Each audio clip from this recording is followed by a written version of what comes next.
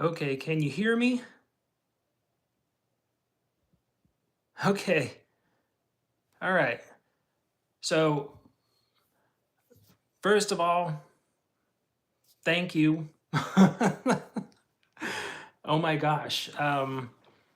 So, first time I tried doing it from my desktop, and I've been trying a bunch of times so far. I tried like 4 times to get this to work, and all 4 times it didn't work.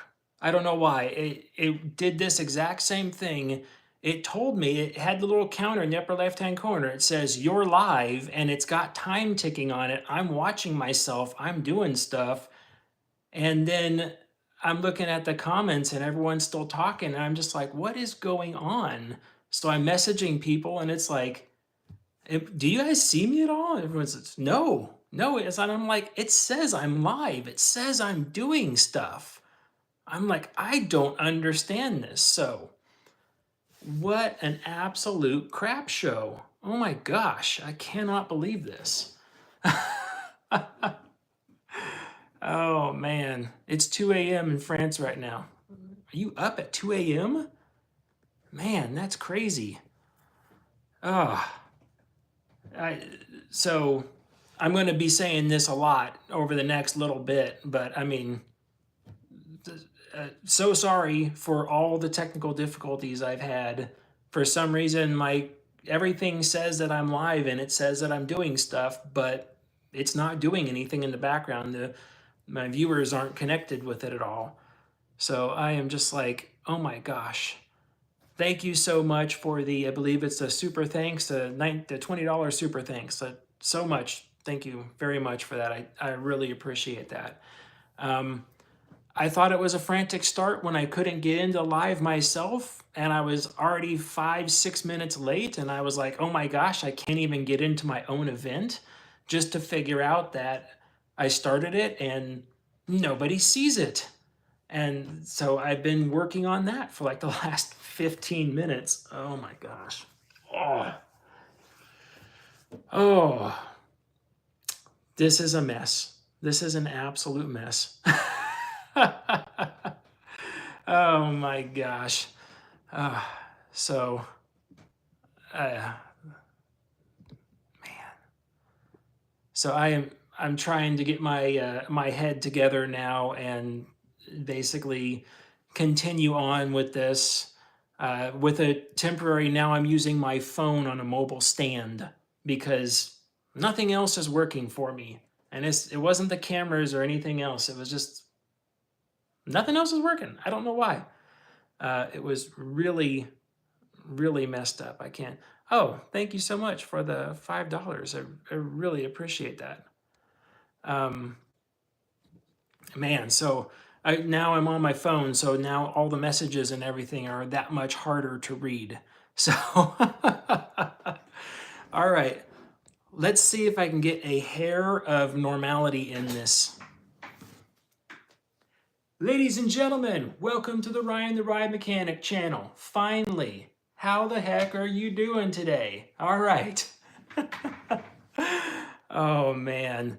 And I've had so many people, I guess, still got people on the other side saying like, oh man, it ended. I don't know what's going on. Yep.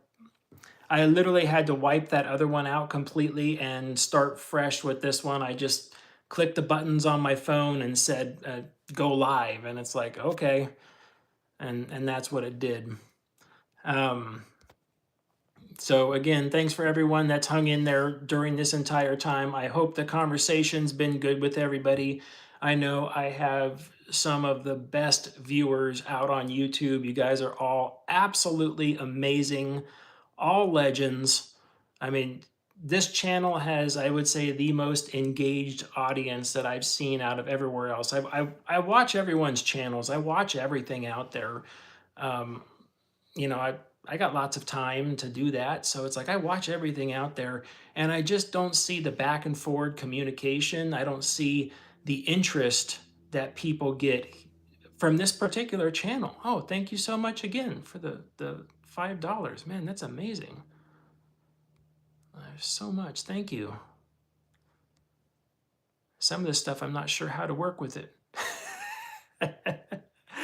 uh, um, so I saw on there. Oh, thank you so much for the $2. I appreciate that too. So I just saw a thing. And what's your next park you're going to? Actually, funny enough, tomorrow morning I'm going to my local park, which is the closest one to me, which is Adventureland in Iowa. I'm going there. Actually, SON is doing a performance there, so I actually go get to watch him perform. The park is not actually officially open yet. Park's opening weekend is actually the next weekend, which is, I believe, the 10th and the 11th. But because the SON's performing, I get to go and we get to go enjoy the park a weekend early, which is pretty cool.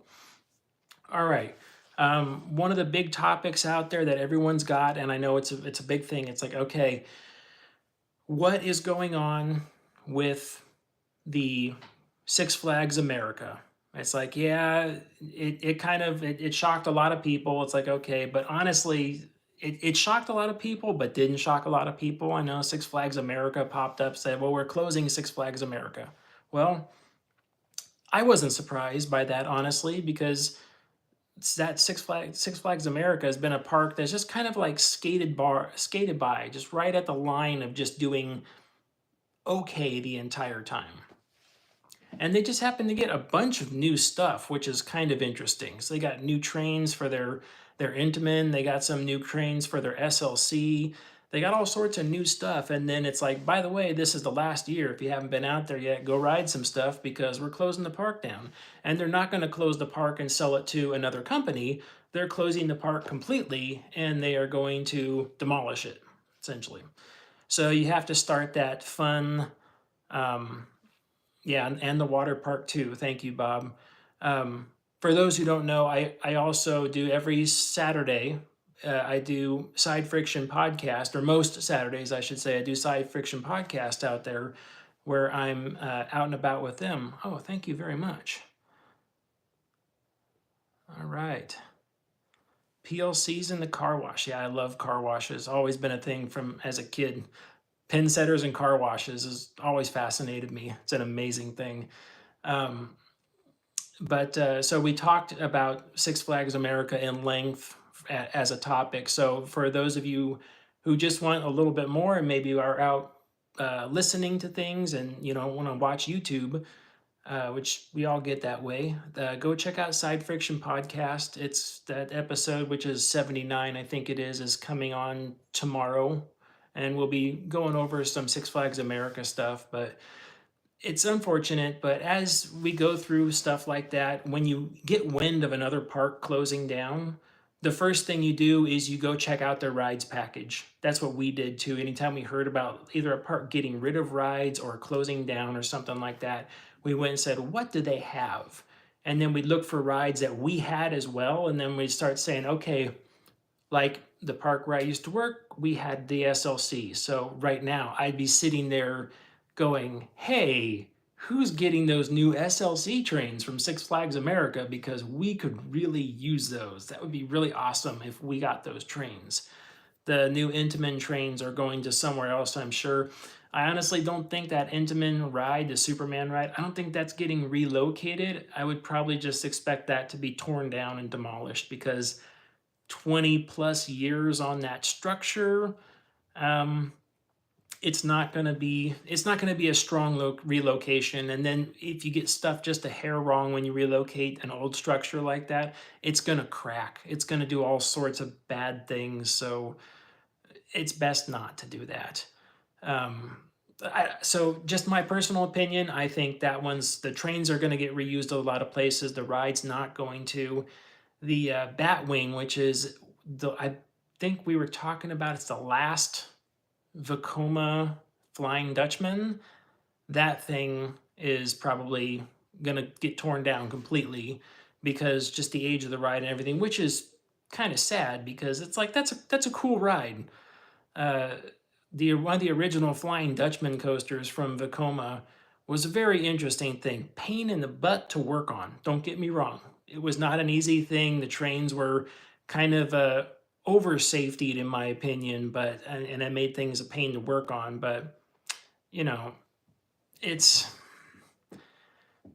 I don't think you're going to see that relocated. Although if any of those rides was going to be relocated turnkey, I would want to see that Batwing relocated, simply because they fit in a nice compact footprint, and Vekoma is really good about getting all their stuff on the same level. So I feel like those are easy to relocate because it's just a matter of pouring new footers all at the zero datum line, then take the thing apart, put it back together. If I was going to try to relocate any of those, it would probably be that one, even with the trains being a pain in the butt to work on. My opinion completely.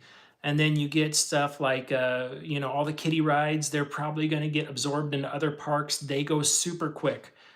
Plenty of parks where they're sitting there, our kiddie ride, man, we're having trouble with this one particular really old ride. Well, we want to take that out and let me see. Oh, you've got I don't know, you got a Zamperla jumping jack. Actually, that would work great right over there. Most of those kids' rides are traveling rides anyway. So it's just like, yeah, take the thing apart, put it on a trailer, ship it over there, set it back up. Then you have to get the state and stuff to sign off on it. It is a new ride, and you have to have all the engineering stuff to go with it. It says you put in, perimeter fencing and all your safety checks. You have people trained, all that other stuff.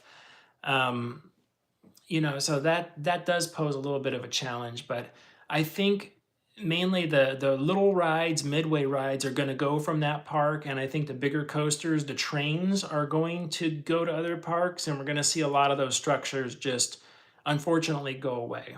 But it's kind of sad, but kind of saw some of that writing on the wall. Oh man, thank you very much. Um, Let's see, what was your most craziest moment when you was ride mechanic for coasters? Okay, I'll get back to that one. We kind of see some of the writing on the wall actually when they started cleaning up Six Flags New Orleans. When they started cleaning up New Orleans and actually taking stuff down, I was like, wow, okay, what are they doing? It's like, well, they're clearing the land out so they can get rid of the land with nothing on it. I was like, huh.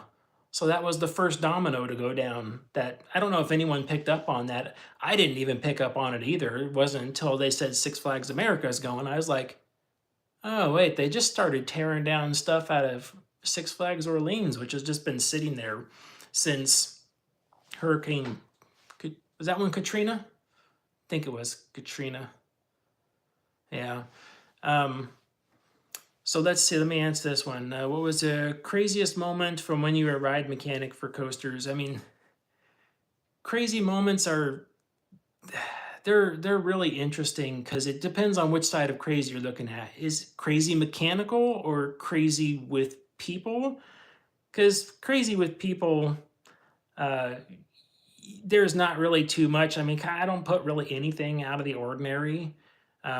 The one thing that always stuck out in my mind, and I don't know why, I just like we had a Gerschlauer spinning coaster, and that Gerschlauer spinning coaster, I sat down in, and it was hard to get the restraint over my knees. So we were doing a fright night, and everyone's like, we had a lot of people in costumes coming up there, and here comes a guy roughly my size. I'm pretty big. I'm 6'2". Here comes a guy roughly my size in drag, wearing 5-inch heels, must have been. First thing, I know it's a costume, but still, don't wear heels to an amusement park. It doesn't work out.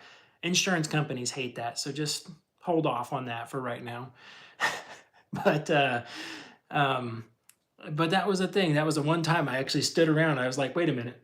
I want to see if this guy gets on the ride because I can't get the restraints barely to close over my knees. I wanted to see if this guy got his restraints to go.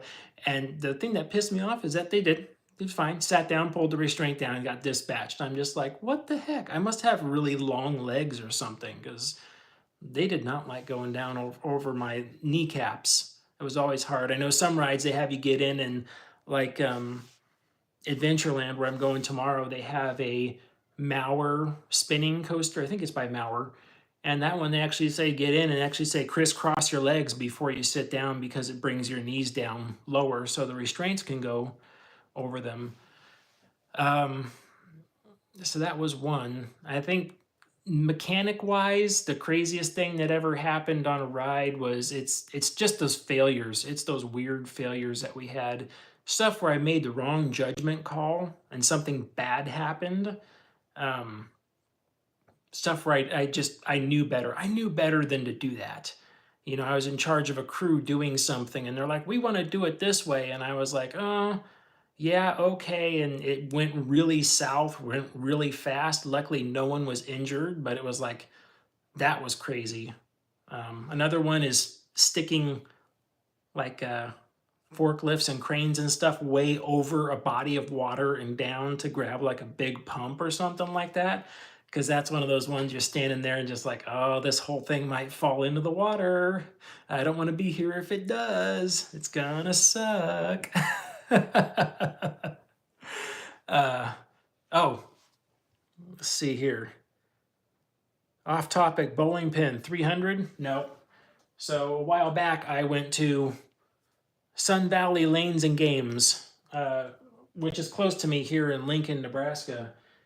And they did a whole special with me where we went down and we went through and the owner of the place, John, actually showed me how a pin setter works from top to bottom, the whole alley, front to back. He showed me everything. I did a video on it. It's like a 2 hour long video. It's really amazing. I always found pin setters very fascinating. But that was one of the things because he was a fan of the channel, and he got me. This is an award pin that they do for awards. So he got me an award pin. I said, "Oh, I'm going to put that up in my videos. So that's going to be in the background." He's like, "Sure." Not getting anything out of it, but I always just think it's nice. I have the Sun Valley Lanes and Games logo facing out. That way, see it there. Again, if you've come in late, you're not late. Of course, I was very late. The story is that for those that have joined recently is that I started my original live event just a couple of minutes late. And I actually started going into stuff just to find out that even though YouTube says live and had a counter going on, no video was going out to anybody.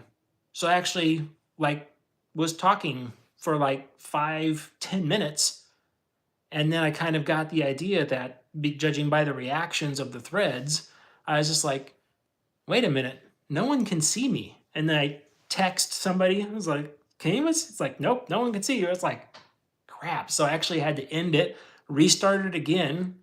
Still nobody could see me. So I ended that one and I just picked up a brand new one with no preset, nothing whatsoever. And I just did that because I was just like, ugh.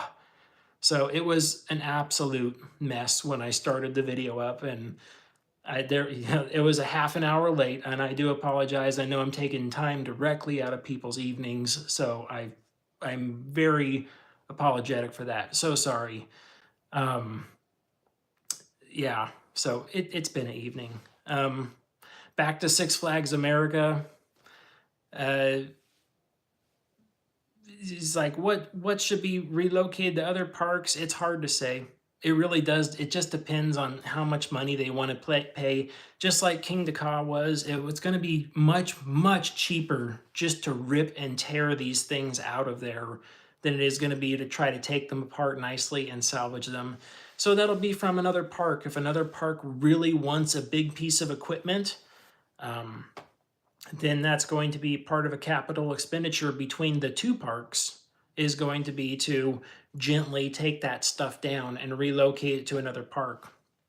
Things like I just did a video on the Funtime Starflyer, and the Starflyers, the tower that you see above the land is part of it, but then there's a very large part stuck down inside the concrete, which has to be refabricated if you were to relocate the ride because you couldn't pull that substructure out of the ground again. So, the cost of relocating these rides sometimes rival the cost of the ride brand new, which makes it not very feasible to relocate rides. Especially if the rides have a bunch of years on it already, and they might already have all sorts of other problems and things like that. Let's see. Read through some of the comments here. No, yeah. Let's see, what is that? Full moon? Yeah, no, you didn't miss much video already. So I'm, yeah, late to the game. So sorry. I did have some questions. People emailed me and stuff and put them on there, and I tried taking them down. Um, One of them was how do wooden roller coasters not end up as a huge fire risk, especially on hot, dry environments, and how they stay good for so long with wood exposed to the elements that can degrade so quickly. Um, yeah, so wooden roller coasters, they use kind of a pressure treated wood, and it's typically covered in oil. And now it gets covered in oil from the train a lot of times. Some parks actually use paint, and they paint the structures. It's very common with boardwalk style rides. You know, it's a white wooden roller coaster. It's all painted. Well, the paint actually locks the moisture in. Another thing that they do is they actually water the rides at nighttime. Not every night, but a lot of nights. You actually go out in the middle of the night and hear sprinklers running, and the sprinklers are actually mounted all over the structure on wooden roller coasters, and they water the wood. So that keeps the wood from drying out, which is where you get the fire hazard if you get dried out wood. So it keeps the wood from drying out, so it keeps it nice and moist. But the thing that it's really doing is that wood soaks the water back up and it makes the wood still pliable to bend and shake and move around, because if the board gets too dry, it gets really stiff, and then once it gets too stiff, it breaks. And that is a key thing, is if you start breaking wood on wooden roller coasters, if you start breaking a lot of wood in certain sections, you should check and see it's typically the wood's too dry. And it's like you need to step up the watering efforts to water that back down. If the wood's painted, there's not really too much you can do about it. It's a double-edged sword. You can seal in the moisture that's inside of there, but then once that wood starts to dry and then it starts to rot, you can't do anything else to it. You end up having to replace it and repaint it again. But I mean, it can happen, especially if you get wheels and stuff that lock up and go around, and you start getting metal wheels dragging across the metal road plate and stuff along the track. It will cause sparks, and it could catch fire. Last year, I believe it was last year, remember Wicker Man? Wicker Man actually caught fire out there, which is kind of funny because Wicker Man has a lot of simulated fire on that ride. And then one day it wasn't simulated, it was real. So yeah, the wooden roller coasters though aren't that much of a fire hazard to start with. And then in areas where you have like tunnels and things like that, a lot of places require via code wides that you run sprinkler systems on the inside of them to keep, in case a fire does break out, though it's able to actually put the fire out of there. Another question I got, when a ride's built and handed over to the park, does it come with a warranty? It's like, gone over this on a video not too long ago about buying a new ride. The warranty is what you've negotiated for a ride. Now, when you buy a ride, the contract is typically a blank piece of paper. That's all it is. There's nothing more than that on there. It's just like most contracts. The first thing that's stipulated is how the company is going to get paid between the other company. That's the first thing they put down in that contract.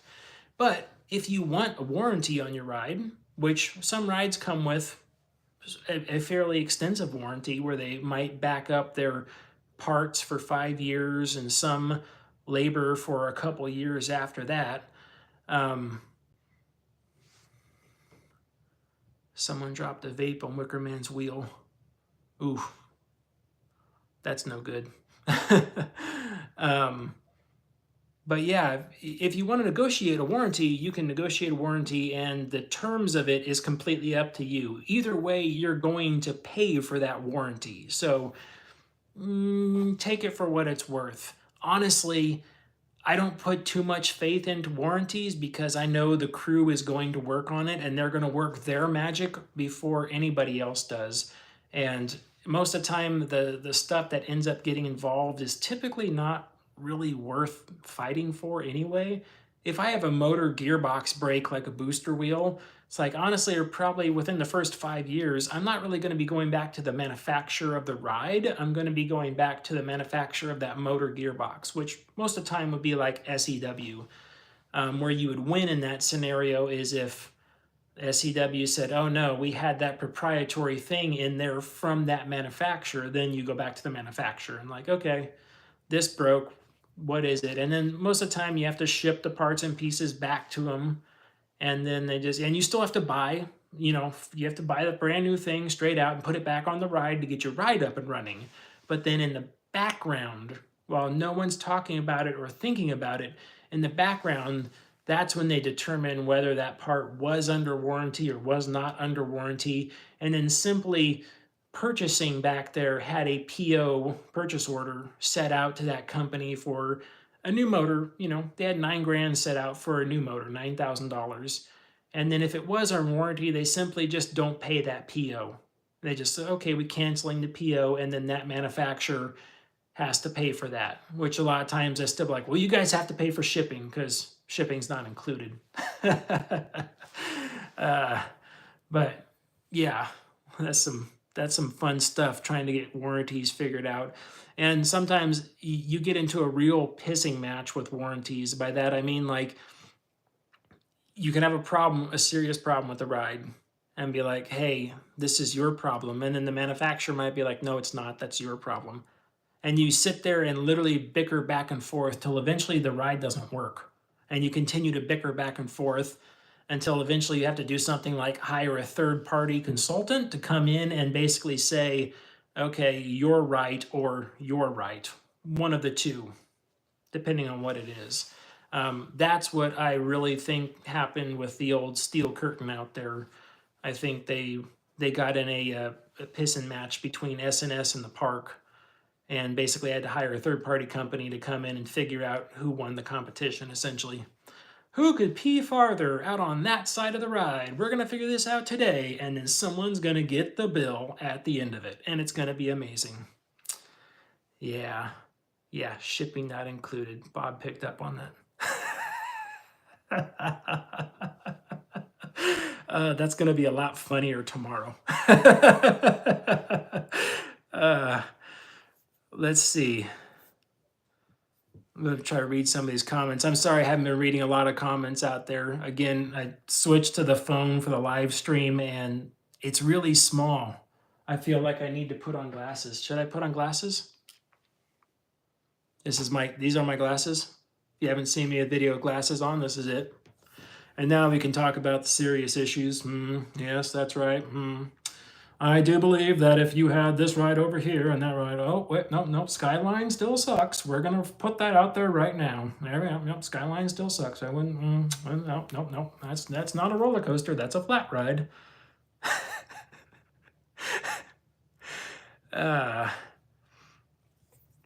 Any ride mechanics work directly for a park or are they third-party company? Most ride mechanics are hired directly by the park, and they typically are employed by the park. There are a very extremely slim number of mechanics out there that do freelance work, essentially, and they are used as kind of temporary, just going around, and they get hired. They get hired out for parks that are doing special overhauls and stuff like that. But parks don't like using those people because it's like hiring another company. It's not quite just another mechanic. It's a whole other company which comes with a different set of rules, a different set of insurance, a different set of liabilities. Parks just don't like doing it. So they would much rather anytime hire their own mechanics in to work on their own stuff. And then if it was an outside company, this is where I would work. Like, let's say Zamperla came in. We were talking about this on the podcast the other night, and say Zamperla came in to run a park. It's like, okay, then I would hire Zamperla's mechanics to work on that because Zamperla's already running it. It's their thing, it's their stuff. Let them deal with it. I don't have to deal with it. I could still have my own mechanics. There's nothing wrong with that. But there I would want the person who is doing the operational maintenance of the park taking care of that function if it wasn't me, if I was just the operator of the park, basically. Let's see. Open the stream on your computer and read it there. Oh, man. People are brilliant. More brilliant than I am. Let's see if I can figure this out. I don't know. Can I figure this out?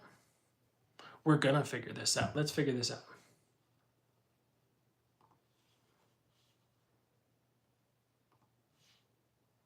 Let's see here.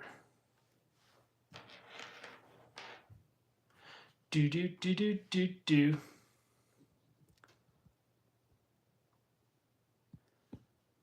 All right, let me see if I can figure this out here.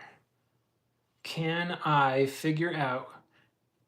Ryan the Ride Mechanic figure out where his own stream is? Now, this is also coming from the guy who couldn't start his own stream earlier. Like, I'm definitely going to have to do this a couple times in practice to see if I actually have all the bugs worked out before I try this fiasco again. And let me know, by the way, let me know if you want to see if this is useful. If you're like, no, this is just crap, don't do this again. I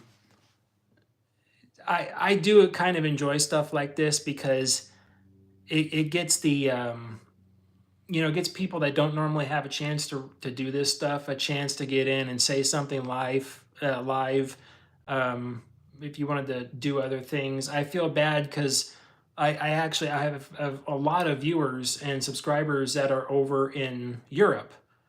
And I feel really bad about that because it's the middle of the night. I know I've seen some of my viewers are like, oh, yeah, it's 2 o'clock in the morning over here. It's like, yeah, sorry. But the only thing I could think of would be like a Saturday or Sunday morning stream, which would put you like Saturday or Sunday afternoon.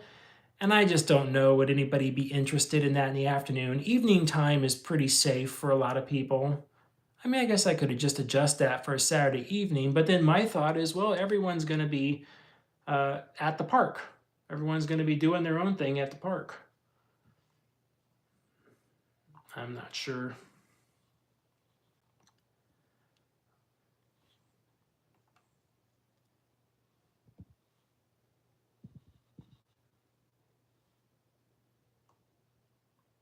Yeah, that kind of works a little bit.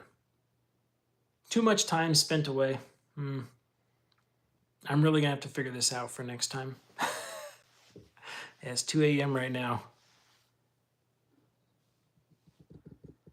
Ride souvenir collection. Don't have too much of a ride souvenir collection. I really do kick myself in the butt for doing this stuff. Is it possible to retrack Expedition Everest? Disney's Expedition Everest? I guess that's the only one that I know of. I guess you could retrack anything if you want, especially if you got Disney money throwing things around. Like, it's good to have Disney money, man. But so I spent 14 years working on rides. I had so many pictures on my phone that don't mean anything to everybody else. And they were extreme close-up broken things, like really doesn't mean a hill of beans to anybody else. They weren't good wide-angle cinematic pictures where it's like, ooh, this looks really nice. Nope, it was like right on top of the piece. It was like, there it is, right? See, that's the piece right there, You would take something and you get this picture that looks like this. It's like, yep, there it is. You see, it's like right there in that corner. But I also think of like when I do these explanations and stuff and I'm like, oh, if I have this, like I've had to go on Amazon and buy like old proximity sensors, and it's like I didn't want to spend a ton of money on them, so I only spent like $10 on a cheap little knockoff proximity sensor just to get the idea of like, hey, this is what it is, this is what it does. And I like the amount of times that I've thrown away $300, $400, Peprofuge proximity sensors and things like that. I was like, man, if I had like wheel bearings, man, if I just had said save some of that stuff, I mean, I might have been divorced by now because like my wife would have been like, "You're not keeping that stuff," and I'd be like, "Oh, but I really want to. It's junk. Throw it away." It's like, "Oh, okay, I'll throw it away." But yeah, the amount of stuff that I've gotten rid of and then decided to do this. And one of the only reasons that I can do this is because I no longer work for a park. Most all of you know that. Um, it's a conflict of interest with the park going. So a lot of people have contacted me and say, "Hey, I want to do a channel just like yours, but I still work at a park." And I always caution people about that. I say, you want to take it up with the park first before you try it, because I'm really sure that is a conflict of interest and the park will tell you no. And if you do it anyway, you'll get fired. Like, that's the one thing I don't want ever from this channel is I don't want anyone to get fired over it, you know? So there's plenty of things I do as soon as people say stuff and I'm like, okay, people will tell me information and I'm like, I'm not going to use that because nothing against the person, but if I said that, then that's a direct link to somebody else. And I'm like, I'm not going to say that and put other people's jobs and livelihoods in danger because no one, at the end of the day, no one needs to get fired from a job over a YouTube channel, you know? That's ridiculous. Nobody needs to do that. Uh,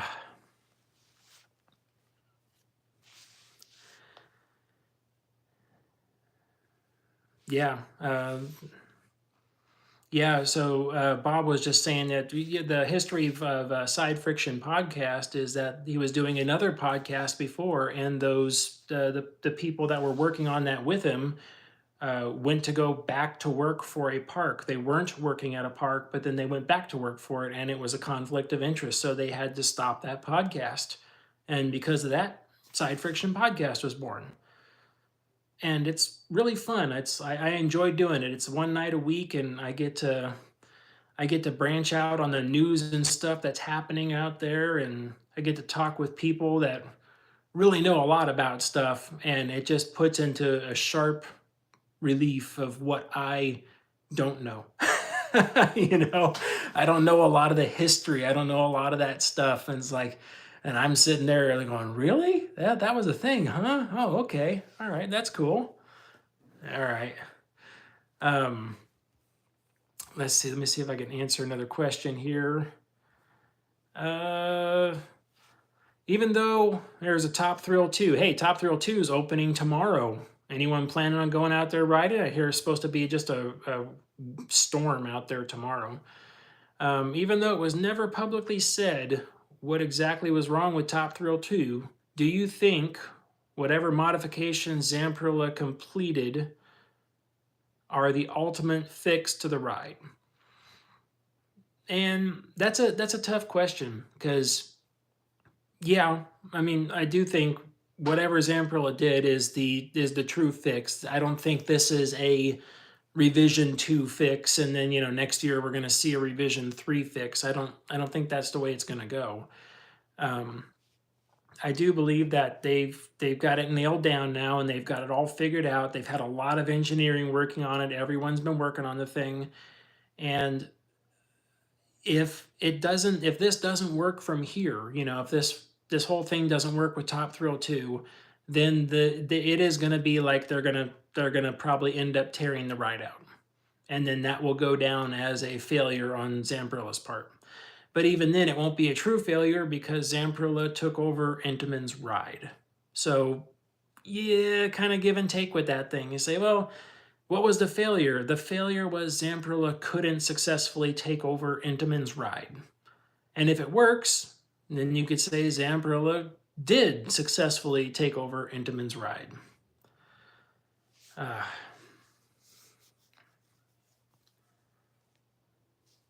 I'm not sure if Ohio gave the all clear on the ride. I'm assuming they have. That probably would have been done, honestly, weeks ago, especially with Cedar Point saying that it's going to be opening tomorrow. I'm assuming that was done a long time ago. I've heard that a train was hitting the LSMs on the track. I mean, that's not uncommon for a lot of rides. Any ride You can go out to pretty much any LSM ride and look at it, or LIM, LSM ride and look at it, and those stators have been hit multiple times by things. It doesn't take much. The tolerance is so tight on those things. Most of the time, you just get the train out of alignment a little bit, and you end up smacking stators all the way down, taking chunks out of them, big black scrape marks. If you're working at a park, it's not white paint on the outside of that. It's a thermo style paint. The paint actually transfers heat.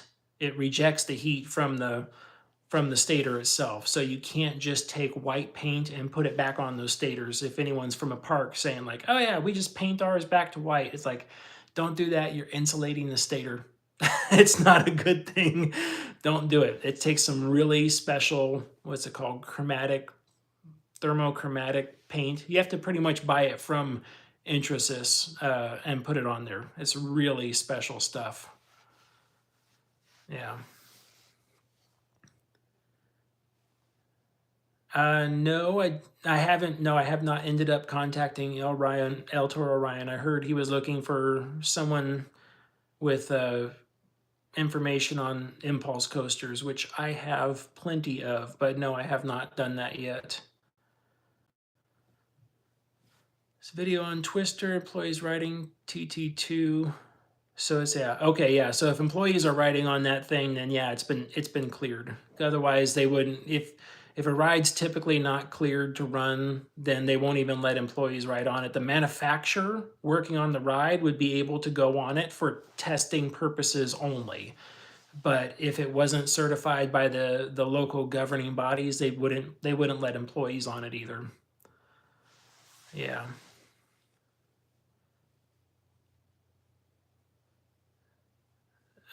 What do you think of Wrath at my home park, Six Flags Great America? Oh, that looks like a fun ride. There's a couple of Wrath of, I can't say the name. I'm gonna butcher it. Wrath of Rakshaka. You know what I'm talking about. Come on, everyone on here does. That looks like a fun ride, and it's actually close to me. It's only what is it? I think 9 hours away by car, so it's closer to me. I go, but my June trip coming up, I'm doing a lot of I'm going out to everything. That's not one of the parks, but I'm hoping I'm going to be at Cedar Point. So I'm not only hoping to get on the infamous Top Thrill 2 and get on this reverse spike launch ride, but I'm hoping by that time, Siren's Curse is open. Because Siren's Curse is in a race right now with Circuits of the America to see who can drop that train down that track first, because we've got 2 Vekoma tilt coasters now in the US. Neither one of them is running, but whoever gets to tilt that track first and drop a train down it, they will have the first running tilt track coaster in America. So that'll be an interesting little title that they can hold. Oh yeah, we had the first one. We had the very first one, and the other one's just going to be like, ours was close, but it was second, whoever it is. But that's a close race for those two. Let's see. Why do they have to put unpronounceable names on new rides? You know what? I'm right there with you. Why can't we call rides like Bob's Ride? Why can't we do something like that? Why can't we just make the ride, it's like, oh, this is Timmy's Twister. This is Bob's Ride. But we got to do all these like Wrath of Rakshaka and all these other things that I can't pronounce, but I can't pronounce a lot of things. I mean, most of you have seen me try to pronounce city names, and we all know how bad that turns out, right? That's not a good thing. Ugh. It's a bad thing every time I try to do that. Silver Dollar City, I would love to go there, but I'm not planning on it this year. This year I'm planning on, let's see if I could even name the parks. I'm gonna go to Cedar Point. Then we're going down to, what is that? Oh, Hershey. Cedar Point, Hershey Park. Then I wanted to go to Dorney Park, but honestly, I only wanted to go to Dorney Park to ride the Demon Drop because that's one of the original Intamin drop towers, and I just love those contraptions. They're so amazing. But I might go there and ride that, but I'm also really also trying to make the same stop at Knoebels to ride Phoenix and some stuff over there because I've got to go to Knoebels. It's just one of those things. So it's like I'm trying to get to those parks, and then we're heading up to Darien Lake, I believe it is. And then very exciting, I've never been to Canada before, but we're going to Canada, and then we're going to go to Canada's Wonderland, and I'm hoping to get on the infamous Alpenfury over there. So I've been watching the construction on that. That looks like a super cool ride. I really hope to get on that one. I hope that's up and running. And then we're going to swing over the top of the lakes and come back down and go to Michigan's Adventure, and then back home. It's very fun because I'm trying to work out a thing with our local Vallis Pumpkin Patch here. Vallis Pumpkin Patch close to me. I don't know if some of you seen the video I did on that. It's only open a month and a half out of the year for fall, but it houses Nebraska's tallest and fastest roller coaster. That's right, tallest and fastest roller coaster in Nebraska is at Vallis Pumpkin Patch, and that is a family Zamperla coaster. It's a Zamperla family coaster. That's officially the tallest and fastest roller coaster in Nebraska. it beats out the Wacky Worm and the Crazy 8 over at the Pizza Machine Factory. Oh man. Now, yeah, that trip around to North America, and that's going to be fun, but that's going to be expensive too. Like, oh my gosh, so much money doing that.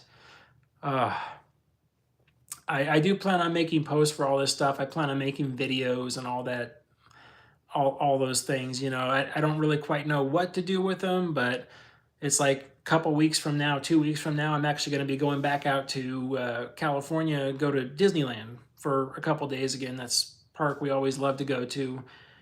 So far, we've made it there. My wife and I have gone every year since we've been married, and we just passed 20 years. So actually, before that, too, I think we're on a 23-year streak going to Disney parks. I know that's a lot of money. That's probably why my credit card bills are so high, but it's good stuff. We like doing it. Yeah, being a coaster enthusiast in Omaha does suck. Yeah, that's true. You want roller coasters? They're 2.5 or 3 hours away. You pick the direction, but you got to go 3 hours to go hit any of them. Worlds of Fun or Adventureland. Those are your nearest ones. Yeah, thank you. Let's see. Always wondered if it was possible to fit a lap bar restraint to a coaster train that currently has over the shoulder. If so, would it be a hefty cost, and would parks do that kind of thing? Basically, to change that, you're not really looking at a change. Let's go from like an over the shoulder lap harness to like a seat lap bar, because the way to do that is you have to pin the legs in, and it requires all sorts of engineering. So typically the way you would do something like that is you would have to go back to someone that offers retrofits, and you'd pretty much have to build a brand new train, or at least the top half of the train, to pin the rider in properly to where you can get it down to that other style. Impossible? No, it's not impossible. Costly? Yeah, costly, very costly. And then you have to ask, what is the park going to get out of that? If it's going to be something that sells tickets at the front gate, then yeah, they could do that and advertise it and get people in. But if it's just something like, it would be nice to put this on there for a ride that never has more than a 10-minute queue line wait for it, there's no return on investment there. They're not gonna crank out, $750,000 to just put a better feeling restraint on something that has no line to work with to start. Let's see. What has Vekoma done in recent years that has allowed them to put out some of the best coasters that are super smooth compared to their old rough SLC? Gave them so much bad reputation. Is it the track, trains, tolerance, combination of all of that? What is it? That's basically track manufacturing now. So when they were making the old structures where it looked like a kind of like a giant C like that, where the rails were down at the bottom and the track was shaped like that. There's all sorts of welding stresses involved in putting it all together. Everything is tube and plate steel that holds those rails. So when you're welding that together, it's actually really easy to get that out of whack, and then the rails start to twist and bend. Not to mention the old style machines they would use to make those tracks as well. When they went to curve the rail, it would pretty much take a round rail and smush it into an oval, which means their tolerances went all out of whack throughout the whole thing anyway. So they're using newer stuff to bend the rails, which you could still use that on an old SLC. You could use newer technology to bend the rails and put them on. But by the time you're done welding them in that big C frame that those old coasters are built like, you've now warped that tube right back out of all of its straightness. So putting the backbone into the center, where you have the guide wheels on the outside, like I'd say a traditional coaster now, that's pretty much what fixes most of that stuff. There's less flex, less movement. Everything is much tighter together. The precision is more, is the tolerance is tighter running down the center. It's a better thing, the newer way they do it. Let's see.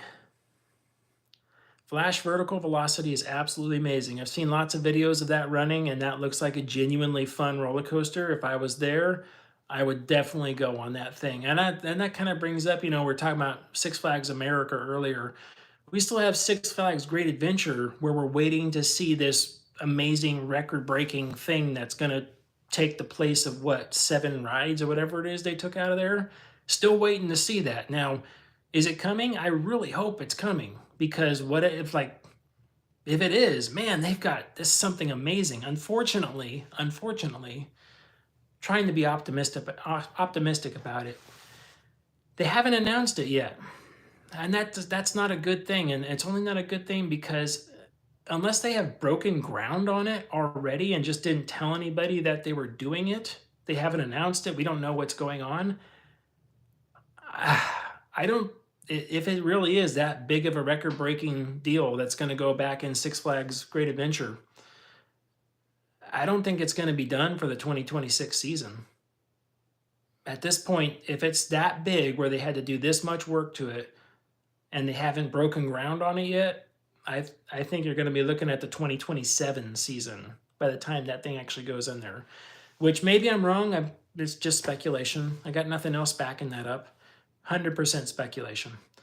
But maybe I'm wrong with that, but it just seems like something that big where they had to do that much demolition work to prep the area for it either should have been announced by now, or they should have had ground broken for it already, and you should start to see some sort of infrastructure work happening to prepare for whatever it is coming in there.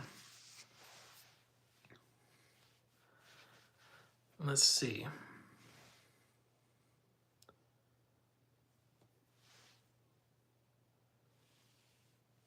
Haven't seen, well, we don't know about surveying marks.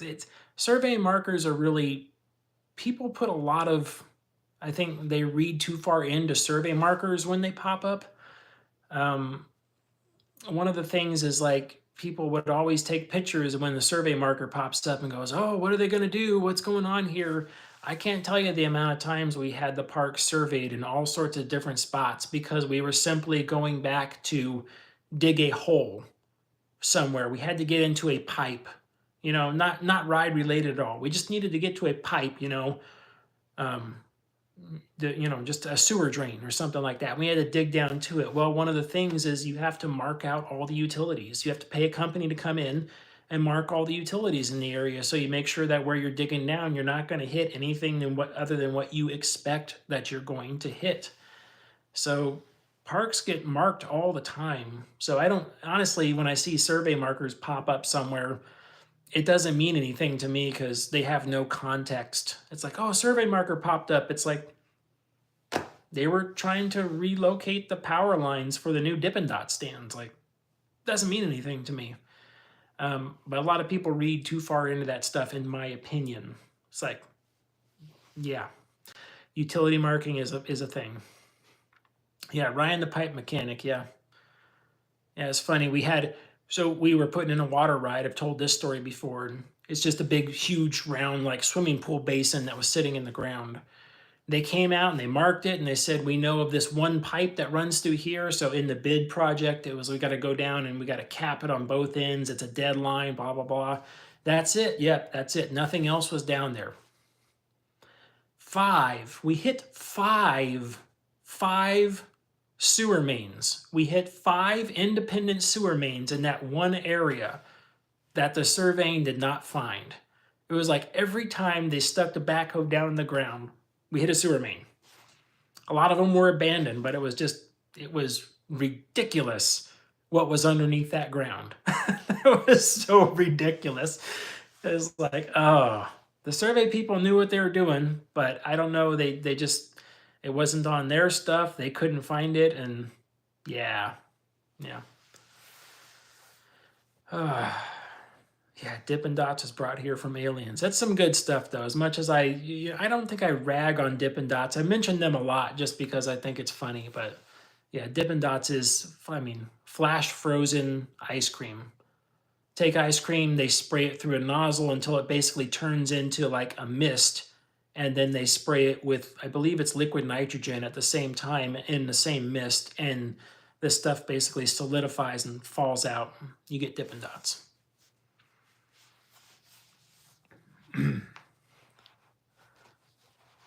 Let's see here. Yeah.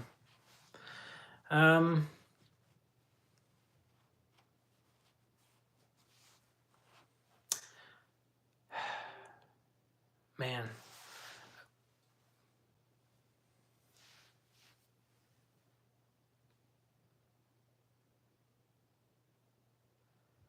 Oh, did Alan Bradley ever issue a part revision for the Guardmaster buckle issue? No, they never did. Part of that is because, and this was from my Starflyer video that I just recently put out. And part of that, like I said in that video, those units are safety rated. And I'm good friends with controls engineers and stuff like that that design systems according to those safety ratings, and those are the components they use to verify to outside companies that these rides, these systems, that way they operate, they are safe, and this is the way they function. And unfortunately, Allen Bradley can't stand behind their product if you go through and you take it apart and you replace it with another one and put it back together. Essentially, you can say as a mechanic that it still works, but from Allen Bradley's point of view, the safety rating of that device is now gone because you've now taken different parts and put them together. So no, it was simply just you have to buy a new control module for those. Every time a seatbelt failed, you had to buy a new box and put it in there, which we did. That was one thing. You can't argue with safety. You can't argue with insurance and stuff. Just saying that it costs a lot of money or it's hard to replace is not an option. I mean, think about that if you ever had an accident. Just out on if you're driving out on the road and you got into a car accident and someone died from the car accident, you hit the brakes and you drifted right into the back of a car and you killed somebody because your brakes failed. And when they looked at it, they said, well, you knew your brakes were bad. And you said, yeah. Why didn't you replace your brakes? Well, it was hard. Or it cost a lot of money to replace the brakes, so I just didn't do that. Well, that's just negligence, and you'll never get that person back either based on your negligence. So you'll never have a park or anybody stand up and try to like, yeah, we're gonna take the cheap way out. And if they do, that's not a place you should be working for or going to. I wouldn't support that at all. SNS Fourth Dimension X2, expensive to purchase and maintain. I'm not sure about the purchasing cost for that ride, X2. Maintain, yeah, really expensive to maintain. A lot. It's like, I even have a hard time grasping the size of all that stuff, just because it is so big. I would say X2, like down at Magic Mountain in Jamaica in Japan. I know the one in Japan's a lot shorter than X2 is, but I would say X2 is probably about, I would say it's about 4 trains worth of stuff put together in one train. Um, it's a lot. So yeah, I would say, I would probably venture to say to like refurbish one of those trains is probably 400,000, $500,000 to refurbish a train each year. I mean, that's a money eater right there. It's going to eat the money. It does draw people, and I mean, as soon as that gate opens, everyone runs to X2. That being said, we don't know how much longer that ride has, right? Because in the world of we're getting rid of these high dollar money eaters that the parks have, X2 is up there, and I'm not sure how safe that thing is. Not safety wise, but I mean from the Six Flags hatchet that might drop. Like I'm not sure how safe that thing is because it does eat up a lot of money, a lot of time, a lot of resources. But man, it has the queue line. It never does not have a queue line. And like honestly, if I'm there and it's a 2.5 hour queue, I am going out of my way to purchase the flash pass to get on that ride. I mean, the thing has to make a lot of money just at the front gate. Yeah, I that type of stuff says like that tells me like X2 is safe. It's not going anywhere. But I also didn't think King Dakar was going to get ripped out either. I was wrong about that. Right? It's all just speculation. I got nothing else going on. Just speculation. Yeah, Superman escaped from Intamin at Magic Mountain there. That one had the writing on the wall that it was gone a long time ago. A long time ago. It had the writing on the wall that it was gone. I don't know if they could redo anything with that, but yeah, Superman was not a good thing there. Yeah, escape from Intamin. That's one of my favorite phrases to use. All right. Let's see. I've been going for about an hour. Honestly, I could sit here for a lot longer, but it's getting late for me. I'm early to bed, but I early to rise as well. I think I'm going to call it for the evening. I do appreciate everybody coming by and stopping in. Thanks for those that are overseas and stuff. And it's the absolute, well, I'm sorry, good morning, because it's morning time now for you. Like, might as well put on some coffee, probably start your day. For everyone, Midwest area, good night. Everyone on the West Coast, it's like have a good dinner. Good night after that. Thank you so much for coming. I really do appreciate it. And I do apologize for that absolute fiasco of a start where I had restarted the thing 4 different times before I had to go to my phone. I really apologize for that. I have to find out what happened there. All right. Now, I got to see if I can figure out how to end this thing too. This might be a whole different thing. I wonder how I do in this. Yeah, this is going to take me another half an hour to end it. All right, I'm going to try this. So if this works, stay off the air gates. Bye.